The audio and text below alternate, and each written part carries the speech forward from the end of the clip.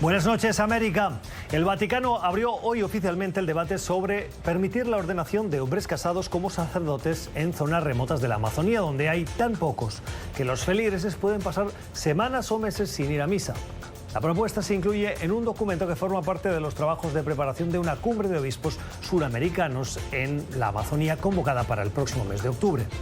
El documento se basa en propuestas de la región y afirma que el celibato es un don para la Iglesia, pero sugiere que la institución estudie la posibilidad de la ordenación de sacerdotes para hombres mayores, preferiblemente indígenas y respetados y aceptados por sus comunidades, incluso si tienen familias estables, para las zonas más remotas de la región. Son los llamados viri probati, hombres casados que prueban su virtud. La Iglesia se está quedando sin sacerdotes. La falta de vocaciones y la competencia de otras iglesias, particularmente los evangélicos en América Latina, lleva a la Iglesia Católica a escoger entre ser fiel a la tradición o abrirse a nuevas formas de sacerdocio. La cuestión del celibato no forma parte de la doctrina y por ende puede cambiar. El debate es bienvenido y debería también incluir el papel de la mujer en la Iglesia.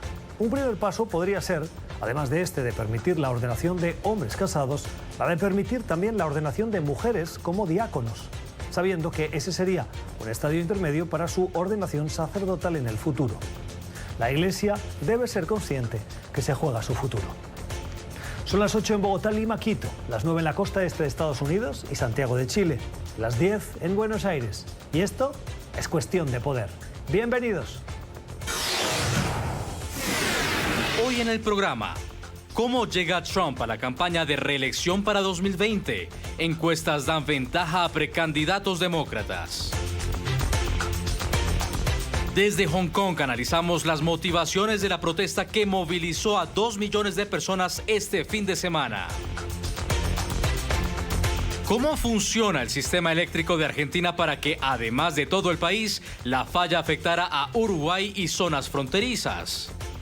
Victory is winning for our country. Hoy comienza un cambio de régimen político. Desde nuestros estudios en Washington, la opinión, el análisis y las voces que nos ayudan a comprender nuestro mundo. Es cuestión de querer, es cuestión de poder. Comenzamos y lo hacemos con una mirada a las cuestiones de la actualidad para ponerles algunas notas al pie o la voz de los expertos. Notas que seguro va a necesitar para comprender estas cuestiones o estas encuestas, los resultados de las mismas que a nosotros nos han llamado la atención. Las ha difundido la cadena conservadora Fox, que es una cadena próxima, alineada con este presidente, y no deja muy bien parado al mandatario estadounidense. Saben que dentro de los demócratas hay una larga lista, más de 20 candidatos que buscan la nominación del partido. Entre los que más destacan, de acuerdo a la intención general, hay 5 o 6. Pues bien, todos ellos, según la cadena Fox en su encuesta, superan al presidente Donald Trump si hoy fueran las elecciones. Miren los datos. Joe Biden va por delante de Donald Trump en 10 puntos, Bernie Sanders en 9, Elizabeth Warren en 2 puntos por delante del mandatario estadounidense, Kamala Harris en 1 punto, igual que el alcalde Pete Buttigieg. Donald Trump y la cadena Fox. Lógicamente esto no ha gustado mucho al mandatario estadounidense, y menos aún esta otra encuesta que se ha difundido y que parece que tiene su fuente en los trabajos internos de la campaña de Donald Trump para su reelección. En los principales estados que son clave para la elección del presidente, a Donald Trump no le van muy bien las cosas en Estados Unidos. Miren los datos. En el estado de Virginia, Donald Trump va por detrás de Joe Biden, que es el candidato preferido por los demócratas, en 17 puntos. En el estado de Maine, 15 puntos. Joe Biden lidera en Minnesota con 14 puntos, en Michigan con 13, en Carolina del Norte con 8, en Ohio 1 punto y en Iowa 7 puntos. Esta encuesta ha llevado a la campaña de Donald Trump a ponerse primero las manos en la cabeza por su difusión. Segundo, a estar preocupados, y tanto está preocupado el mandatario estadounidense que en las últimas horas ha despedido a varios de sus analistas de encuestas de su propia campaña, porque está enojado por la difusión de estas encuestas. ¿Qué ha hecho el mandatario? Decir que no hay que fiarse de las encuestas. Solo las encuestas falsas nos muestran detrás de Motley Crue. Nos vemos muy bien, pero es demasiado pronto para centrarse en eso. Mucho trabajo por hacer. Haz que América vuelva a ser grande. Es cierto, en eso tiene razón Donald Trump. Estamos en junio de 2019. Hasta las elecciones del 2020, son en noviembre del 2020, quedan demasiado tiempo y las cosas pasan tan rápido que puede cambiar todo. Philip Crowther es periodista, es corresponsal en la Casa Blanca por la agencia Associated Press. Gracias por estar con nosotros. Bienvenido, muy buenas noches. Si vemos los datos de estas encuestas, ¿tú crees que Donald Trump va por buen camino para su reelección? Según las encuestas, por lo menos la cosa no va muy bien para Donald Trump porque vemos a los contrarios demócratas un poco mejor en esas encuestas. Pero nunca hay que olvidar que hay unas ventajas muy importantes para Donald Trump porque un presidente en funciones siempre tiene la ventaja para un segundo mandato. Un presidente que solo pasa un mandato en la Casa Blanca es algo bastante raro. El último fue George Bush padre, que solo estuvo en la Casa Blanca 4 años. Donald Trump, él tiene muchísima confianza, él cree que va a tener unos 8 años en la Casa Blanca. La otra cosa que es muy importante para Donald Trump es que las cosas van bien en la economía americana. Eso es algo que Donald Trump prometió cuando todavía solo era candidato y según él ha cumplido casi todas las promesas que tuvo como candidato a la presidencia. Ese va a ser el mensaje principal de Donald Trump y ya lo hemos visto de su parte. Él dice que ha cumplido sus promesas y que Estados Unidos simplemente va mejor que antes. En elecciones anteriores, particularmente en el 2016, las encuestas fueron en su mayoría, en su gran mayoría, un fracaso. No acertaron. ¿Por qué tenemos que creernos estas? La verdad es que hemos aprendido casi todos, periodistas, expertos, las campañas electorales ellas mismas, que las encuestas no hay que fijarse en ellas porque todas estaban equivocadas, casi todas estaban equivocadas cuando dijeron claramente que Hillary Clinton iba a ser presidente en el año 2016. Pero las últimas encuestas son muy interesantes, eso sí, vienen muy temprano antes de las elecciones, claro, en el 2020, en noviembre, todavía estamos muy lejos. Pero lo que vemos en estas encuestas en un enfrentamiento potencial entre Donald Trump de un lado republicano y luego Joe Biden, el ex vicepresidente del lado demócrata, vemos que Joe Biden tiene una ventaja en estos estados clave, los estados donde una elección se decide y donde la última también se decidió. Por ejemplo, en los estados de Michigan, en Minnesota también, Ohio, Iowa. Esos son los estados clave y seguramente les da mucha confianza a los demócratas. Pero siempre hay que recordar que este presidente, él no cree en las encuestas. ¿Por qué? Porque en el 2016 la mayoría de las encuestas no tenían razón. Decíamos antes que queda mucho para las próximas elecciones, las del 2020, en noviembre. ¿Cree usted que las cosas pueden empeorar para el mandatario? Esa pregunta me recuerda un poco el 2016, cuando hubo tantos escándalos alrededor de Donald Trump y nos estábamos diciendo, los que estábamos cubriendo esta campaña, que la cosa no podía empeorar para Donald Trump y que él no podía ser presidente después de tantos escándalos. Pues parece que este es un presidente que se puede permitir muchas cosas y que sus aficionados, su gente se va a quedar con él, su base, como se suele decir, la base de los que han votado por Trump y que lo quieren todavía más ahora mismo. En cuanto a la elección presidencial, ella misma en el 2020, lo más importante, como siempre, es quién puede motivar a sus electores, a sus tropas. Los republicanos lo van a tener un poquito más fácil, en teoría, porque todos los republicanos, los que están en la Casa de Representantes, la Cámara de Representantes, los que están en el Senado, están con Donald Trump. Eso ha cambiado en comparación con el 2016, cuando muchos republicanos estaban en contra de Donald Trump. Del lado demócrata, lo que tienen que hacer es bastante simple. Tienen que hacer lo que hicieron en el año 2018, con las elecciones de medio mandato, los midterms aquí en Estados Unidos, cuando tuvieron bastante ventaja en estas elecciones. Esa motivación la tienen que renovar para el 2020. Así pueden ganar las elecciones presidenciales. Es la opinión de Philip Crowther. Es periodista, corresponsal ante la Casa Blanca de la agencia de noticias AP. Philip, gracias. Feliz noche. Otras cuestiones de la actualidad nos llevan a el Cono Sur. Argentina y Uruguay han tenido este fin de semana la tormenta perfecta y no precisamente meteorológica, aunque también. Y es que gran parte del país, en el caso de Argentina, todo excepto Tierra de Fuego y Uruguay se han quedado sin suministro eléctrico. Un gran apagón que muchos nos ha recordado a la situación en Venezuela. Lógicamente no es comparable, pero ese apagón ha dejado muchas preguntas. Las autoridades están investigando qué ha pasado. Las fuertes lluvias de la temporada pueden haber afectado y se ha producido, como decimos, esa tormenta perfecta, que se han concatenado una serie de causas que han acabado llevando a ese gran apagón que han sufrido los argentinos. Miguel José Lara Guarenas es especialista en sistemas eléctricos desde Sao Paulo, en Brasil. Señor Lara Guarenas, gracias por estar con nosotros. Bienvenido. Cuéntenos cómo funciona el sistema eléctrico argentino para que la mayor parte de la Argentina, excepto Tierra de Fuego, pero también Uruguay y zonas fronterizas, coincidieran en quedarse sin suministro eléctrico. Buenas noches. Bueno, el sistema eléctrico argentino pues está interconectado con Uruguay y con Paraguay, comparte unas centrales hidroeléctricas construidas de manera binacional. Tiene la central hidroeléctrica de Salto Grande en el río Uruguay, que comparte con Uruguay, y la central de Yacyretá, que comparte en el río Paraná con Paraguay. Y por lo tanto, además, está interconectado con líneas de 500 kilovoltios con esas naciones. Y la dependencia en Uruguay es mayor del sistema de la planta Salto Grande. Y por tanto, pues si hubo un apagón en la región metropolitana y casi nacional de Argentina, también pues es lógico que haya afectado a esas interconexiones. El gobierno argentino está investigando las causas. Ha asegurado en las últimas horas que es muy poco probable que unas circunstancias como la de este fin de semana vuelvan a ocurrir.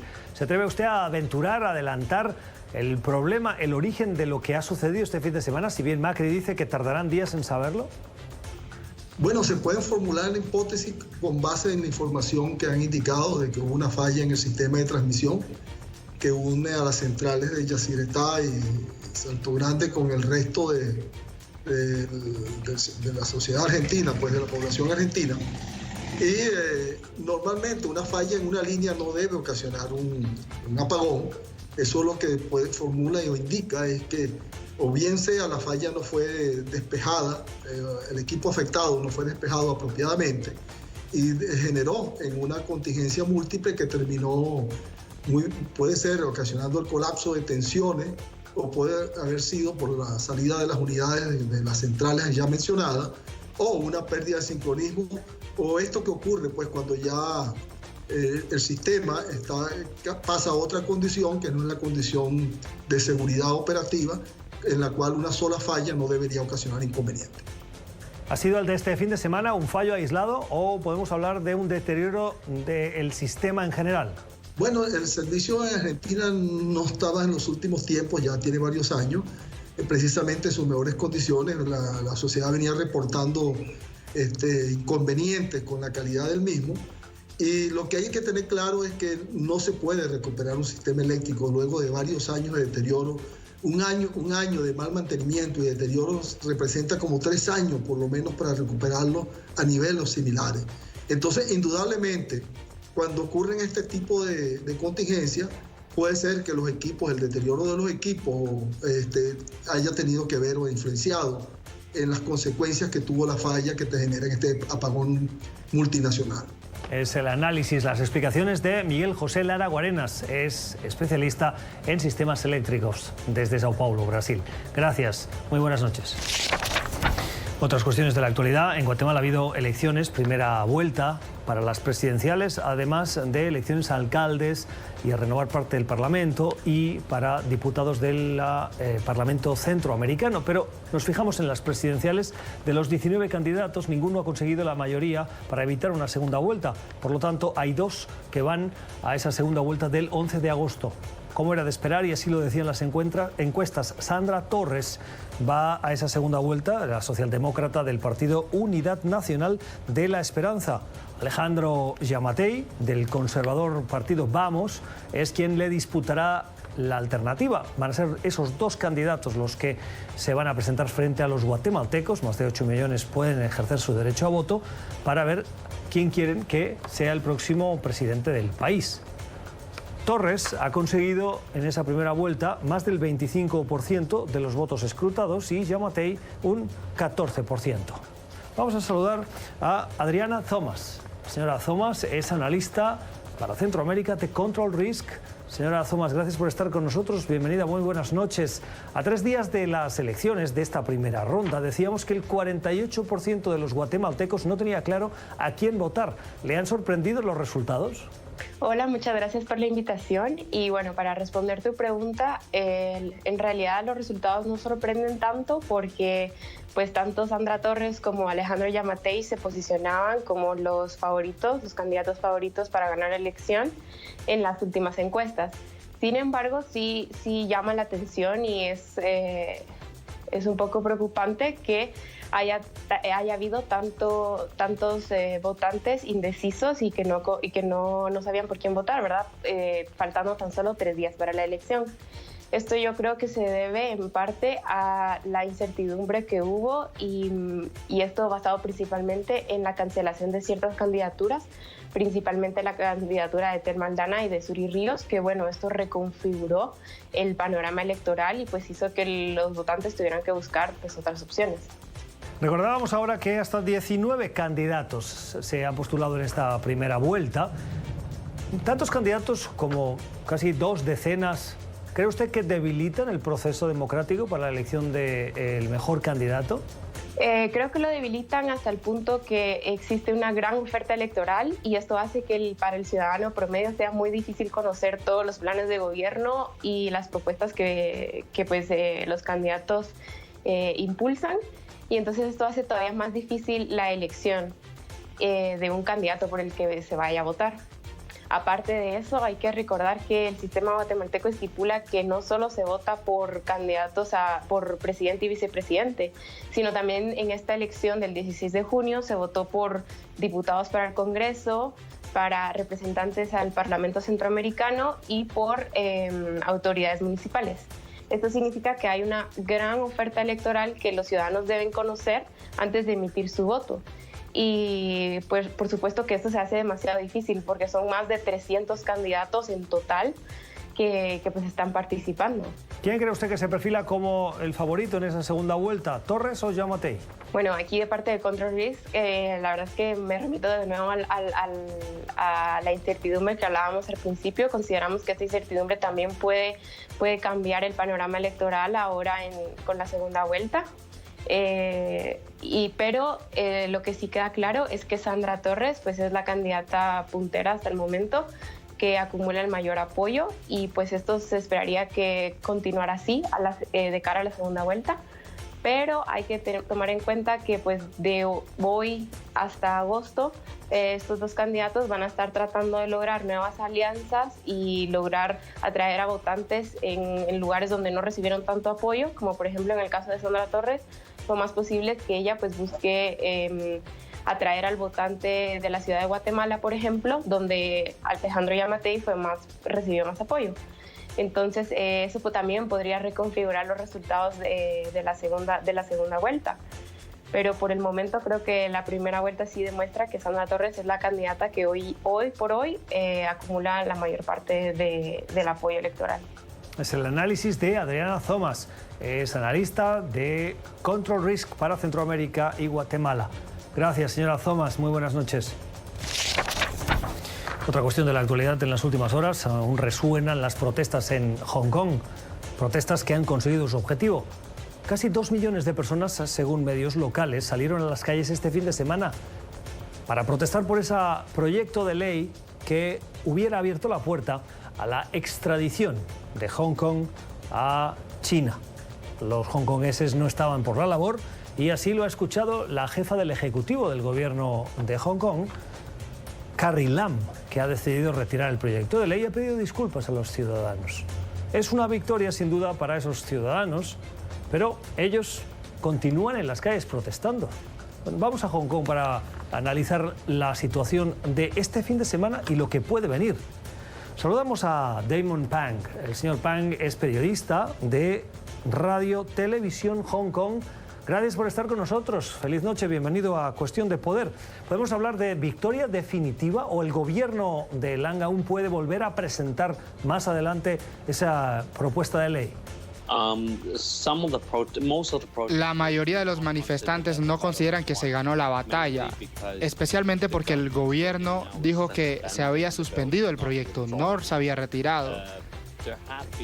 Las fuentes del gobierno están tratando de aclarar, después de que los 2 millones de protestantes se tomaban las calles, de que esto es un retiro, porque las fuentes del gobierno han estado diciendo eso, porque no hay mucho tiempo para avanzar en esto antes de que lleguen las nuevas elecciones, las elecciones del próximo año. Así que este proyecto dicen que está cerca de estar muerto, pero los manifestantes no creen eso. Ellos creen que Caroline debería salir, debería retirarse, pero ella no ha hecho eso. Solo ha dicho que está suspendido el proyecto y que ese trabajo fue detenido. Pero aparentemente muchos manifestantes no aceptan eso, piensan que debería salir y no consideran por eso que sea una batalla que se haya ganado. Así que no quieren que se retire solo el proyecto. También que no persigan a los manifestantes que tomaron las calles este fin de semana, que no sean considerados revoltosos. Pero el gobierno ha seguido insistiendo en que algunas personas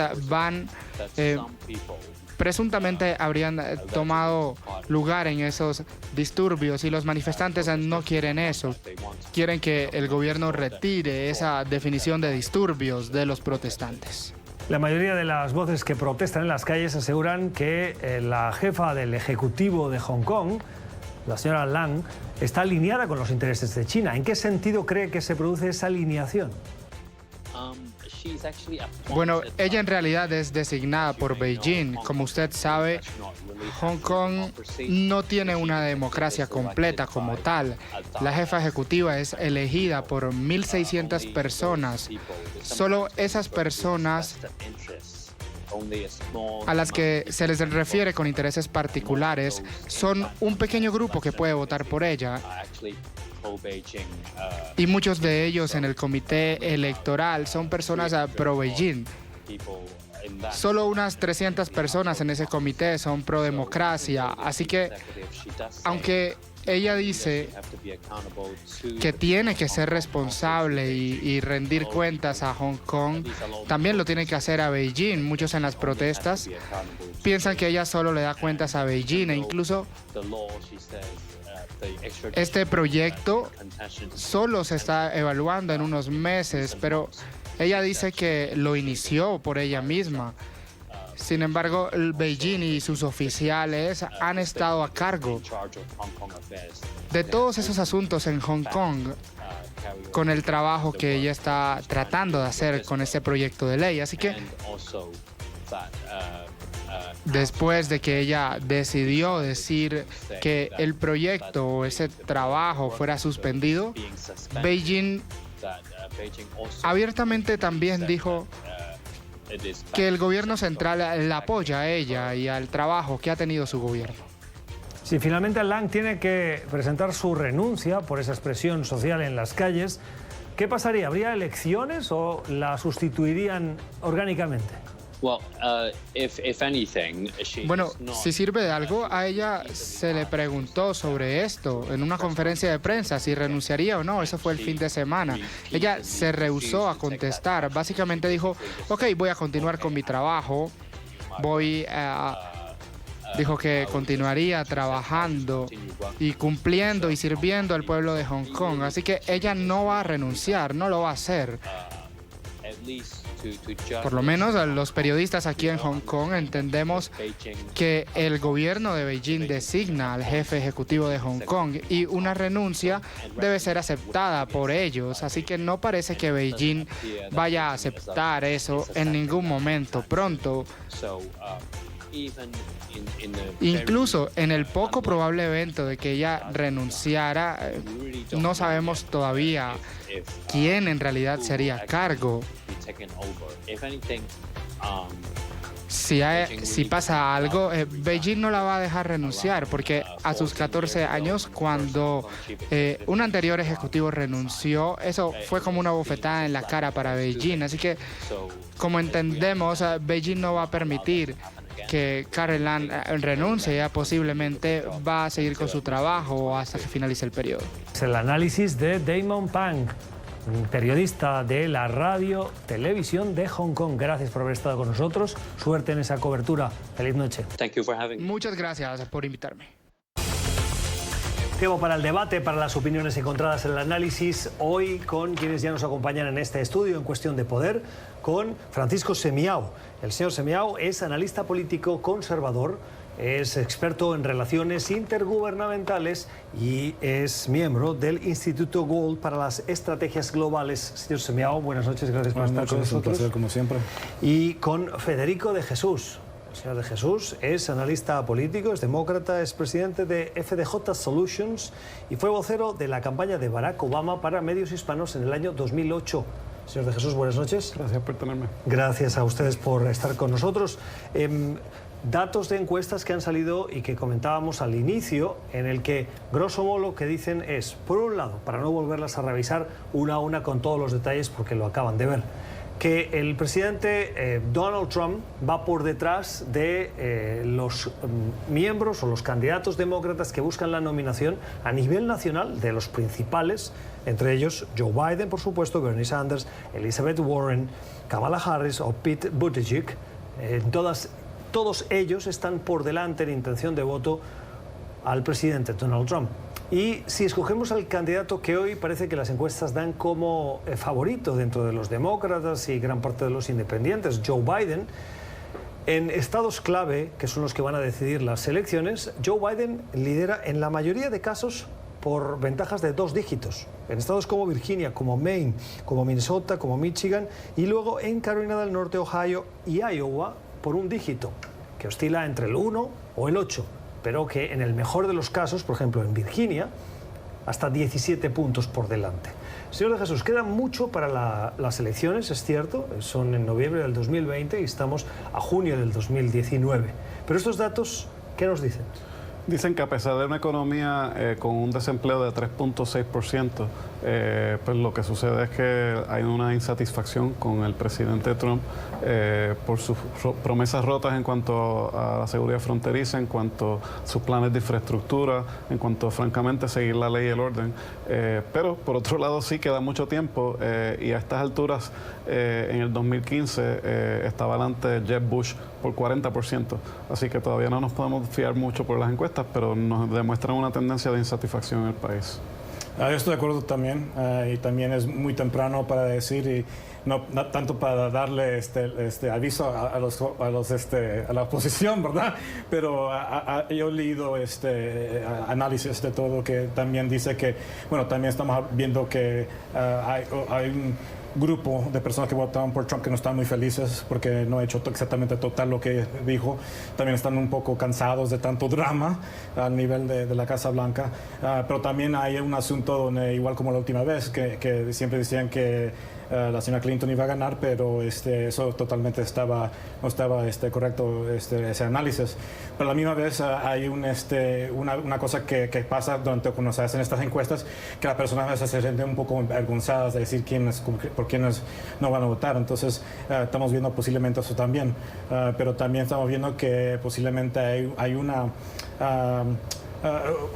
apreciación para el señor Biden más que la señora Clinton, porque el problema es que hasta muchas personas dentro del partido no le estaba empezando a caer muy bien a la señora, porque fue ya la segunda vez que se lanzó, pero también no hubo una conexión, y hay muchas personas que le dicen al señor Biden como afecto Uncle Joe. Entonces creo que él tiene por lo menos esa atracción para muchos de los demócratas. Usted ya pone muchos temas sobre la mesa, Federico. ¿Hay intención de voto oculto a estas alturas? Viendo sobre todo el drama que puede tener gran parte de la sociedad estadounidense de sentir que llevamos 2 años incansables de crisis y tensión tras tensión. Mira, yo creo que hay una intención de voto mayor de lo que ha habido en elecciones pasadas. En el 2018 hubo una participación electoral mucho más alta de lo que es usual en esas elecciones de término medio.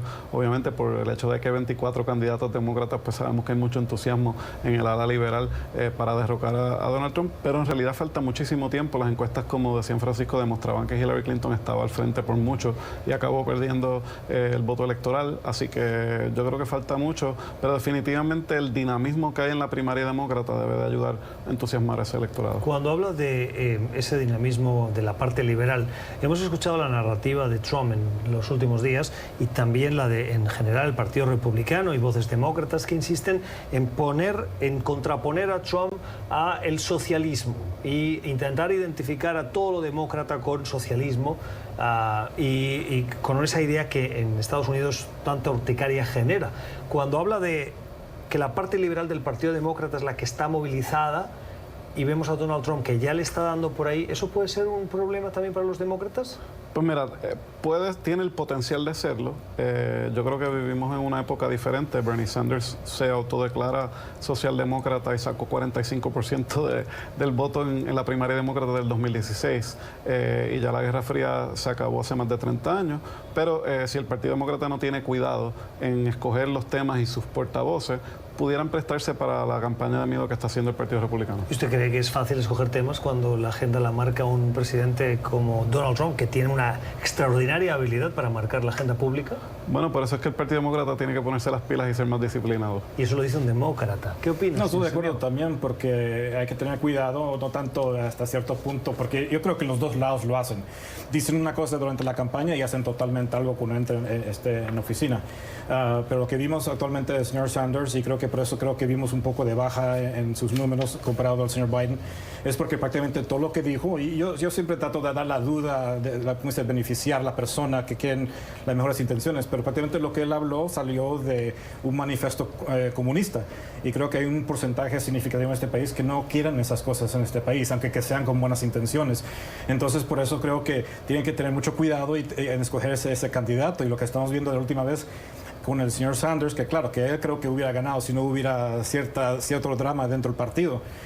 Pero creo que las personas ya lo vieron y creo que hay ciertas personas que quieren a alguien diferente. No sé si el señor Biden, porque obviamente fue el vicepresidente, pero creo que por eso estamos viendo al señor Biden comparado a la última vez que el señor Sanders tenía una influencia mejor. Quiero compartirles una percepción que no está basada en ninguna encuesta, sino en mi conversación con ciudadanos en Estados Unidos, y particularmente se lo voy a preguntar a usted, señor Semiao, que además de experto en relaciones intergubernamentales, conoce bien el sector de la salud por trabajos que ha hecho anteriormente. Cuando a los ciudadanos les dicen, no, usted quiere un sistema comunista o socialista, enseguida dicen que no. Pero si quitas ese tema de la mesa y les preguntas, ¿quiere usted un sistema de protección de salud al estilo canadiense o europeo, en el que usted tiene acceso a médicos y a un sistema de salud que le proporciona sin necesidad de llevarle a la bancarrota? Inmediatamente dicen que sí. No, es verdad, pero también hay que educarlos y la pregunta tiene que ser apropiada. No solamente está si usted quiere un sistema de esta manera. Creo que hay ciertos sistemas que trabajan que son, como dicen, más o menos a los socialismos, pero también tienen una combinación privada. Pero lo que dicen ponen ejemplos que no son buenos, como el canadiense, el de Inglaterra, y también, no me acuerdo de unos estados noruegos. ¿Por qué no son buenos? Porque eventualmente... Porque los que viven en la frontera de Estados Unidos con Canadá sí van a Canadá a buscar. Sí, pero eventualmente esas personas están esperando para ciertos cuidados, y uno ve también la calidad de medicina no es totalmente de 100% de la calidad, donde hay algo de competencia, que dice que solamente existe, como dice, un unipayer, solamente un sistema, que es el gobierno, no hay competencia. Y también estamos viendo desafortunadamente cómo ha pasado con el sistema de los veteranos, que eso es un ejemplo de un modelo de gobierno. Eso ha fracasado, y creo que también hubo problemas con uno de los elegidos que dijo, es un sistema que trabaja muy bien, y no estaba bien informada la candidata o la elegida, y hubo problemas con las personas que se criticaron de eso. Irónicamente fue Bernie Sanders cuando presidió el comité de veteranos junto a John McCain, que reformó el sistema de salud pública de los veteranos, introduciendo mayor participación del sector privado. En Inglaterra hay un sistema público que el gobierno proporciona, pero también la gente que quiere y pueda comprar un seguro privado lo puede hacer, y lo que Joe Biden ahora está proponiendo es revivir lo que Obama propuso de la opción pública para que compita con los planes privados, y mayor competencia no debe de ser un issue. Pero eso que tú dijiste, el label, ¿verdad? La etiqueta de socialista, comunista es una cosa, y cuando preguntas las políticas, educación, salud garantizada y este tipo de cosas, la gente lo favorece, lo cual te indica que en realidad las cosas que está diciendo Bernie Sanders, Alexandria Ocasio-Cortez hablando de socialismo, en realidad estamos hablando de una socialdemocracia como la de Europa, no algo como Cuba, Vietnam o China. ¿Está de acuerdo? Bueno, hay que reconocer que hay ciertos esos estados, y yo solamente voy a decir que hay unos que está trabajando más o menos bien, pero los demás están fracasando. ¿Qué estado? Un estado alemán, por ejemplo, el modelo alemán que trabaja muy bien, pero cuando estamos hablando de como dicen los noruegos, los suecos, esos que siempre dicen, es el mejor sistema. Hay personas que están escribiendo aquí y dicen, por favor, ustedes no saben lo que están hablando, porque aquí está fracasando. Y también como nos están imponiendo los impuestos y no está trabajando bien ese sistema. Y eso se ve también porque uno ve nuestro sistema. Claro, que el problema es que hay ciertas personas que no están cubiertas, y también tenemos el problema con las personas que tienen problemas anteriores, y es el problema que a veces tenemos desafortunadamente con los conservadores que están en el Congreso. No favorecen eso, que se cubren las personas que tienen ya condiciones existentes. El presidente ha dicho que él apoya que eso sea cubierto, pero es una cosa de un lado quieren ahorrar dinero, pero otro lado quieren un sistema totalmente gubernamental. Pero creo que como estamos de acuerdo, creo que es uno que trabaja, es una cosa donde hay una opción pública y también una opción privada. El presidente en las últimas horas, y con esto voy a ir a la pausa, ha dicho que quiere revivir su intento de terminar con el Obamacare. Las últimas elecciones parece que no le fueron demasiado bien, precisamente por el tema del Obamacare y su intento de terminar con la ley de salud del presidente Obama, que no lo consiguió. Recuerden el famoso voto dramático de madrugada de John McCain diciendo no. En el último momento. No tan rápido, sino fue suspenso y bajó el dedo, ¿no? ¿Acertaría el presidente en intentar volver a ir por esa línea? Es una cosa, yo creo que sí, posiblemente para empujar a los que están votando, pero creo que desde el principio se hizo totalmente incorrecto. Creo que lo que hubieran propuesto es no solamente decir, vamos a matar esto, hubieran hecho el caso porque esto no va a trabajar y esto es la solución. Y personalmente yo pienso que no tuvieron solución al tiempo que estaban diciendo eso. No la eso. tuvieron, y todas las que presentaron decían que le dejaban a 30 o 40 millones de personas sin seguro médico y que aumentaba el déficit. Así que eso fue un fracaso, y si lo trata de intentar va a volver a fracasar. Exacto. Vamos a la pausa y al volver hablamos de una encuesta que también hemos conocido en las últimas horas, que están preguntados sobre el famoso juicio político al presidente Trump. ¿Qué piensan los ciudadanos? Ha aumentado el número de los que creen que el Congreso sí debería avanzar en esa línea. Seguimos en Cuestión de Poder analizando la actualidad política en Estados Unidos, hoy con Francisco Semiao y con Federico de Jesús, el día en el que también conocemos una encuesta que muestra un incremento por parte de los estadounidenses de darle el visto bueno al Congreso, el beneplácito al menos, para que adelante audiencias que investiguen a Donald Trump en lo que se conocería como un proceso de juicio político o el proceso de impeachment.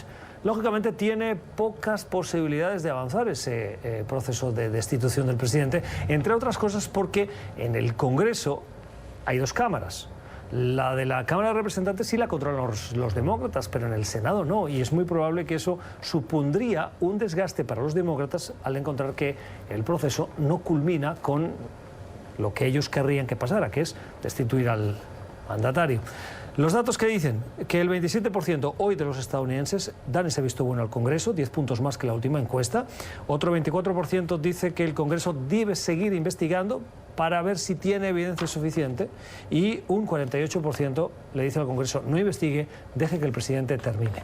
¿Qué tienen que hacer los demócratas? Tienen que comenzar el juicio político, y te voy a decir por qué. Porque Nancy Pelosi dice que tiene que haber apoyo del público para poder hacerle un juicio político al presidente. Yo estoy de acuerdo. Lo que pasa es que hasta que no se presenten los testigos ante el Congreso y ante las cámaras y le expliquen, como decimos en Puerto Rico, en arroz y habichuelas, o sea, en términos prácticos. ¿Cómo lo dicen en Puerto Rico? En arroz y habichuelas, en términos prácticos. Siempre esa referencia culinaria, ¿no? Sí, la comida y la familia es bien importante, y la salsa. Para que la gente entienda lo que tiene el informe de Mueller, que dice que hubo 10 instancias de obstrucción a la justicia. Él en una conferencia de prensa dijo que si no fuera porque es presidente se le hubieran radicado cargos. Lo hizo a la negativa, doble negativa, pero básicamente dijo, si hubiera habido prueba de que él no cometió un crimen, lo hubiéramos dicho, no lo dijimos. Si pudiéramos haberle... o sea, la única razón que no se le radicaron cargos es porque hay un memorando del Departamento de Justicia que dice que al presidente no se le radica cargos. Por lo tanto, si no se empieza el juicio político, no empieza el desfile de testigos, el pueblo no va a ver. Sí, pero hay una situación que tenemos también donde tenemos que seguir la Constitución. El Congreso no tiene poder para hacer ese tipo de investigación. O sea que lo que le hicieron a Nixon y a Clinton era inconstitucional. Pero en esta situación tenemos una situación donde lo que originalmente comenzó no era verdadero, el tal dossier. Entonces él lo que estaba tratando, si quiso decir que quiero que esto pare, no estaba haciendo una obstrucción porque nunca hubo un crimen.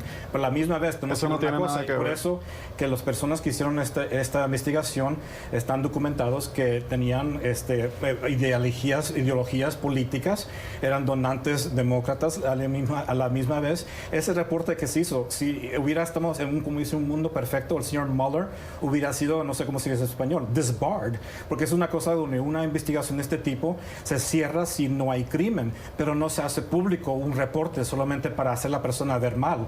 Entonces creo que esto se ha hecho de una manera no muy bien. Pero antes de terminar, quiero pedirles la opinión. Mañana el presidente Donald Trump se va a Orlando, en Florida, donde va a anunciar a bombo y platillo, como decimos en mi tierra, la voluntad de volverse a presentar. Ya sabíamos que buscaría la reelección, pero lo hace en un evento que, según la campaña, se llevará a cabo donde caben 20.000 personas y hay 100.000 solicitudes de personas que querían acceder al recinto. Van a instalar pantallas. Todo esto por boca del mandatario estadounidense, que lo ha hecho público en su cuenta de Twitter. La prensa estará mañana para dar cuenta de cuánta gente realmente va, pero ¿qué quiere decir que escoja Florida?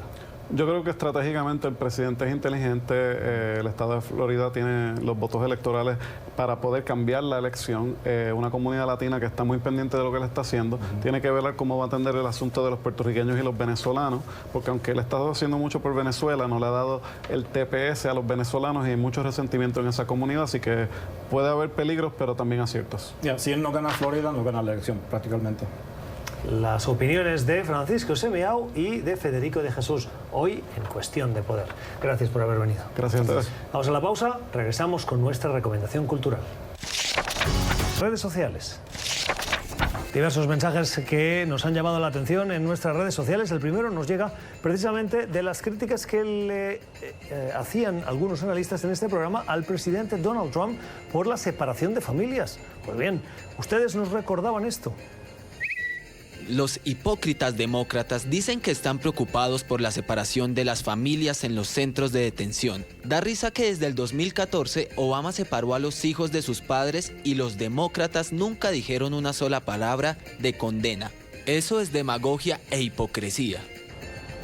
Gracias, Antonio, por su mensaje. Muy cierto, muy cierto. Las políticas de Barack Obama, por eso se le llamó también el deportador en jefe, fueron extremadamente duras también con la inmigración. Más mensajes, en este caso otro sobre las masivas manifestaciones en Hong Kong. Más del 25% de la población de 7.4 millones de personas de Hong Kong protestaron este fin de semana. En proporción, esta es la protesta más grande en la historia moderna. Absolutamente impresionante. Interesante ver esos porcentajes que hacen de esa manifestación una manifestación única, masiva, en cuanto a la población que asiste del conjunto que podría asistir. Y finalmente, otro mensaje que nos llega de un periodista. Este fin de semana, este mensaje que van a ver ha sido muy polémico. Es John Lee Anderson. Hablaba sobre los apagones masivos en Argentina y Uruguay, y él lo veía así. Así que entonces los apagones eléctricos no son evidencia exclusiva del fracaso del socialismo venezolano y el castrochavismo. John Lee Anderson es un gran periodista, pero en este caso nos llama la atención su mensaje porque sentimos que frivoliza haciendo esa comparación. No es comparable. Lo que ha pasado en Argentina y en Uruguay ha pasado una vez, de momento. En Venezuela no sabemos cuántas ya llevamos. En Argentina y en Uruguay no mueren en los hospitales por falta de suministro eléctrico, por no poder tener diálisis. Y en Venezuela sí. Y podríamos seguir con la comparación. No es comparable. Gracias por la generosidad de su tiempo. Así terminamos hoy, deseándoles una feliz noche y esperando que hayan aprendido, como lo hemos hecho nosotros, de la voz de nuestros invitados. Hasta mañana.